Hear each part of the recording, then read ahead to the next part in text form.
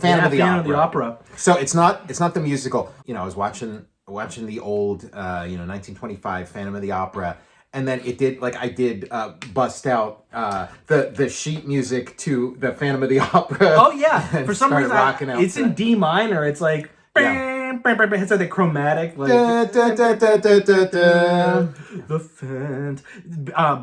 what's his name? Not Barry Melrose. He's a hockey guy. Andrew Lloyd Webber. Andrew Lloyd Webber. And I know Pink Floyd, they said that that Andrew Lloyd Webber echoes from metal for the Phantom of the Opera. Wow. And of course they got booed out of the country, out of England, because Sir Andrew Lloyd Webber, he's beloved and he's a knight of the realm. Institution. Yeah, so they got booed. But I can only see that. Now, I love the Phantom of the Opera. I love that song, the Phantom of the Opera. I can only hear Pink Floyd when I hear the because metal, it's like da, da, da, da, da, da, da, da, dude, I'm yeah, we could play a little. Yeah. Anytime we play Pink Floyd, even if it's just us doing an out-of-tune version of it, it gets flagged. But yeah, the Phantom of the Opera, the musical, for some reason, I feel like it was, the cats in that were even though I was little, that was big time. It was huge, and it's everybody saw it. My wife saw it, my sisters saw it. I never saw it. Me either. There was a TV movie version of it that I remember seeing. My cousin Mark and Michelle, I remember being at Nornie's old house, and they came back from Toronto. Remember, right, it was you go to the big Toronto. But they did have a Pittsburgh run. Oh, I didn't know that. That's where my wife saw it, was the Pittsburgh run. And even when you're little, the Pantages Theater. The Pantages shit. I remember the commercials with the I forgot about the Pantages. When you're little, whoa, the chandelier falls. Yeah, the chandelier falls. Yeah, and whoa. Which watching. Because I knew about Phantom. It was Phantom of the Opera mania when the musical was coming out and all that. So I knew about it from there, and then I guess just a vague awareness of just that image of Lon Chaney as the just great makeup, great iconic look. But watching, it was a while before I saw the actual movie, and then you watch the 1925, the silent movie, the Carl Laemmle production. And then you see there's the chandelier. The chandelier is a big deal in this. He did his own makeup for that. Yeah, that pretty was cool. That was kind of his signature, but then also they talk about that being his undoing or his downfall, because he did his own makeup and he insisted on not using any applications, not having a rubber nose or that. He would have to apply the makeup from scratch himself, and then there was a point where it became kind of standard practice. It was the innovation in movie makeup to have these, to make these appliances that you could put on, and he refused to do that. And so it was kind of there's always these technological these kind of arms races of technology in competitive fields like film, and so he couldn't compete with the guys who could stick, have somebody else stick this elaborate. He's doing more artisanal makeup. Yeah, exactly. I got into the Phantom in elementary school from, I think we mentioned this on the show, the Crestwood House monster books. Yeah, those books. Yeah, and that would be, you'd see him. Of course, you'd see the monster at midnight. That's it, there. Yeah, it's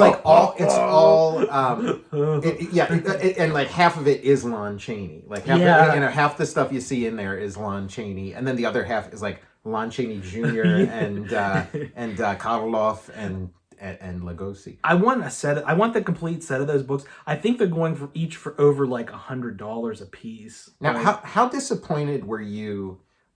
When Phantom of the Opera mania is going on, and they have TV movie renditions, the musical and stuff, and then you see the musical, you see maybe on TV they'd have them performing a segment for a song from it on on Johnny Carson or David Letterman or something, but then you'd see the guy and he'd have this half mask on, but then his face would be fine. Yeah, what a disappointment, dude.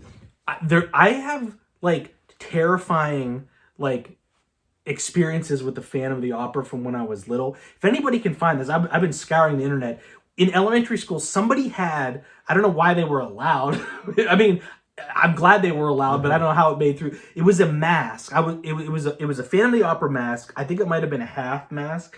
Yeah. But when you lifted it up, it was like burnt under. Okay. It was a rubber with the mask. So it was attached to it. It was attached to it, and I was like, I would like pull the guy's face of it. I was like, ugh. Yeah, that's a Isn't cool that pretty idea. cool? Yeah, that's pretty cool. Like I love the way like this. You know, you watch these silent movies and you think they're going to be like a snooze or something, but like how exciting, like the whole buildup of it's so great. And then you see him as like a shadow on the wall. So he almost like is a phantom the first bunch of times you see him. And then you see him with this mask, you know, you see him with this like weird looking, like, it's like a hat, like in the musical, it's like this, but in the movie, it's like this. It's like, you know, the top half and you don't want to know. And they do save it. It's a while. You're pretty far into this movie before it's like she takes the mask off and then he goes. He does that iconic. The iconic face, which I feel like that little bit of film was like maybe in like TV commercials. Like it was probably public domain, you know, by like the 80s or 90s. But I feel like it was in like TV commercials, or it would be like part of, you know, like the opening credits of like, I don't know, Parker Lewis Can't Lose, or Malcolm in the Middle, or you know, where they're like show, you know, the kind of like weird stock footage you'd sometimes see in like. I'm so glad it's, I mean, public domain, because like when I was little, I loved Phantom of the. I love how it's become a trope. It's like Phantom of the Latrine, or Phantom of the Paradise. Of the Paradise, is the big one, like Phantom of anything, like and there was this thing that scarred me. Robert Englund's. I remember going into Rick's video and it would be on the wall and I'd be like scared to look at it. He's like all burnt and pulling his mask off. And when I looked it up, it was so gruesome. They had it on blur. It was like they wouldn't even like show you. They're like, this is too fucked up for your adult eyes. And you saw it when you were in third grade. Did you like, I was watching the most recent season of Stranger Things. Like I'm kind of slowly working through it. But Robert Englund. Oh shit, that's awesome. He's got a pretty good role. Like he's in like one episode so far, but yeah, he's real good in it. I don't like it looked like it'd be in like early Variety magazine. They're like, check out the Phantom of the Opera, and it had this cross section of the theater and these numbers, and on the side it would say like points where the action was happening, and have like quotes. It's pretty neat. So it's like a little like a guide to going to see the Phantom. Yeah, it was. I'm gonna find this. It was pretty awesome, and it's like, that's where the chandelier falls.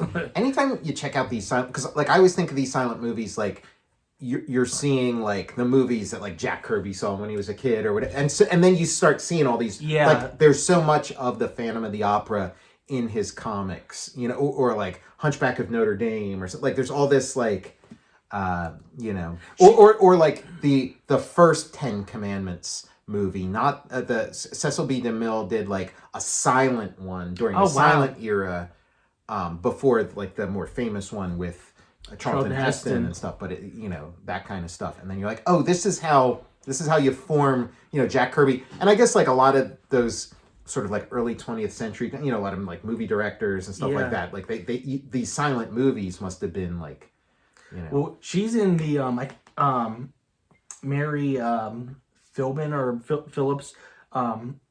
Mary Philbin. She's in The Man Who Laughs. Oh, okay.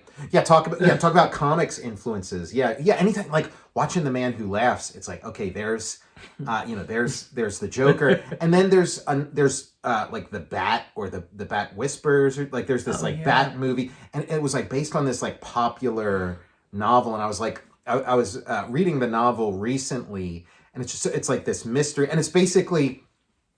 It's this mystery where there's this guy, the Bat, that everybody's like, you know, trying to figure out what's going on with him.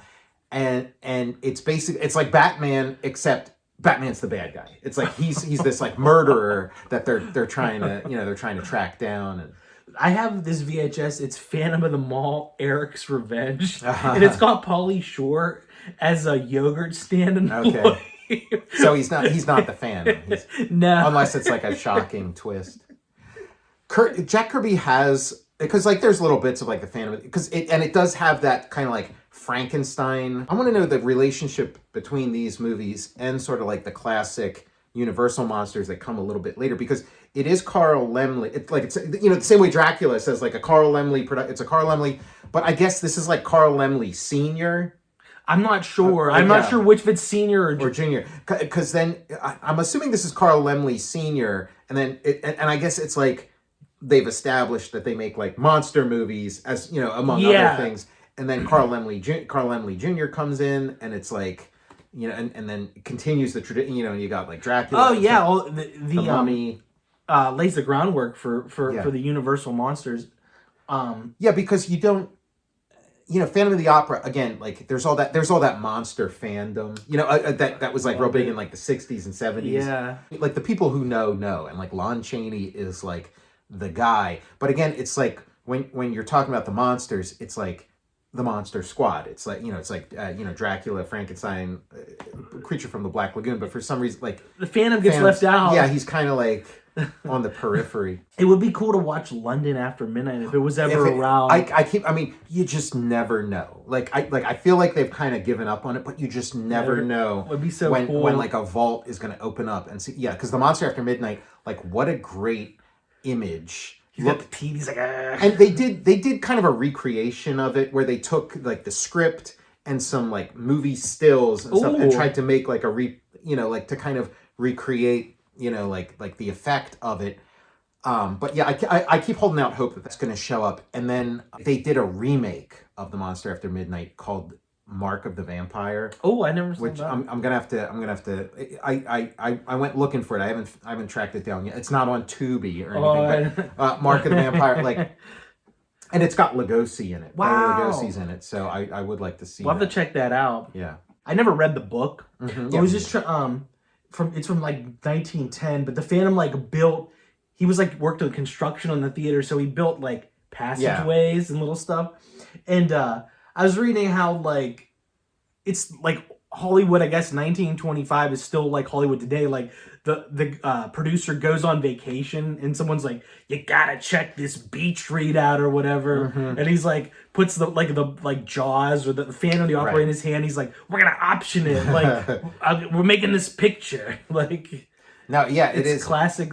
Find a book and option the rights. Yeah, it's also just thinking of the musical. It was probably okay, what's in the public domain that we can make a musical out of? Yeah, the way it's staged is so good because there's all these horrible things happening in the opera house, and there's all these the opera house itself is a Hammer horror environment. It looks like a crypt or a dungeon or something. Oh, dude, I think on either Tubi or one of the streaming services within recently, there is a Hammer Phantom streaming. Hammer Phantom. Okay, we gotta watch we'll that. Check that out. That's a good thing to go from this to, and so it's just all these great little incidents, and then there's all these weirdos who work in the theater who are all kind of suspects. It's ooh, is this guy the Phantom? Maybe, there's one guy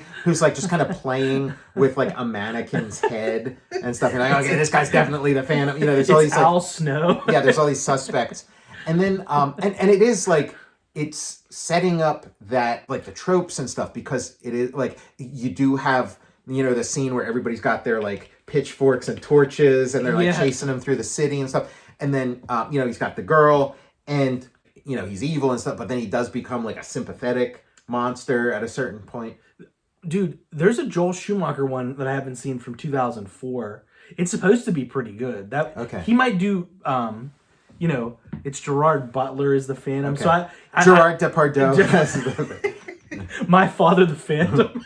He's water skiing with a cape on and stuff. I mean, this is making me want to, check out some and then you think about Phantom of the Opera, the Phantom, just all this. The Phantom Tollbooth, the Phantom Menace. I mean, George Lucas. He's sort of a He's a student of film, a historian of If film. Gerard was the Phantom, they have to get one with like they have to like let out the mask. Well, yeah, I think didn't he play Cyrano? I feel like Cyrano is like a hair's breadth away from the Phantom.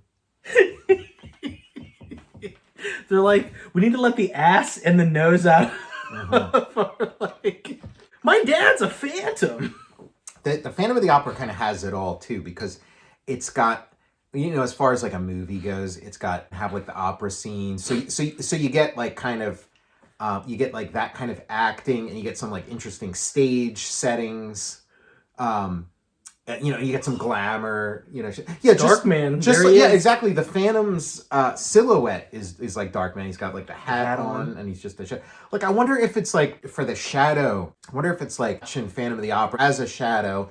And then it's like, oh yeah, let's make a weird detective character. That's love it. Look at that set too. Yeah, the sets are amazing, and it's huge. Look how high up everyone is. Yeah, just epic. I was on Tubi. I was watching this, and then I was watching Night at the Opera. So I was thinking of like Phantom of the Night at the Opera, and then I started thinking of like that classic Phantom of the Opera like makeup, that Lon Chaney look, but then with like Groucho glasses and mustache and like eyebrows. Yeah. Yeah, the Phantom of the Night at the Opera. A Night at the Phantom of the Opera. Where the and then you got Statler and Waldorf. How about a Muppet Phantom of the Opera? That would be awesome. That would have been cool. They were probably working on that, and then like Phantom of the Paradise came out, and they're like, "Oh, we got scooped." Well, yeah. Phantom of the Paradise is a total. We gotta do that recall one. Movie. I think about that one a lot. Paul Williams alert. Yeah, Paul Williams. He Dante. Like, I was always so scared of Paul Williams, and it was Phantom of the Paradise that made me. So then when he's on the Muppet Show, it's like, I don't like that guy. Get him out of here. Keep him away from the Muppets. Yeah, it's like, who would you rather have around the Muppets, John Denver or Paul Williams? I can't wait for this holiday season when we watch John Denver Goes to Christmas in Aspen special. Yeah, we got. That's gonna be iconic. Yeah, we should record that one now and have it ready in time for the Jack Kirby in his comic The Demon. Like he does like some cool stuff in like the early issues of The Demon, and then like I don't know if he just kind of runs out of steam a little bit, but then he just starts doing riffs on like all his favorite like old monster movies. So there's like a Frankenstein riff. But then there's this like long ongoing thing with the Phantom of the Sewers. And it's just amazing. It's like an epic. It's like multiple issues, but it's all the bits. Like it's in an interesting order, but it's like all the bits. Cool. And he has that like half mask like this in the movie. Like it's basically him doing his version of Phantom of the Opera, but with that's awesome. With the demon character thrown in there, and then when that mask does come off, it's this like beautiful splash page of like it's like the Jack Kirby version of like the launching makeup, if you can imagine. I'll flash up some pictures of that. I was gonna ask if there's been like Marvel's The Phantom of the Opera. I wonder. Like yeah, that'd be neat. In the 70s, they did a bunch of like movie adaptations and novel, classics adaptations. Like H.G. Wells' The Time Machine and stuff like that. So I'll have to do some homework on there. I'll bet there is. But like, yeah, for my money, Jack Kirby's The Demon with the Phantom of the Sewers is. Dude, I might have to score that off eBay or something. Yeah, there's like a Demon hardcover and a soft cover too. That's like more recent.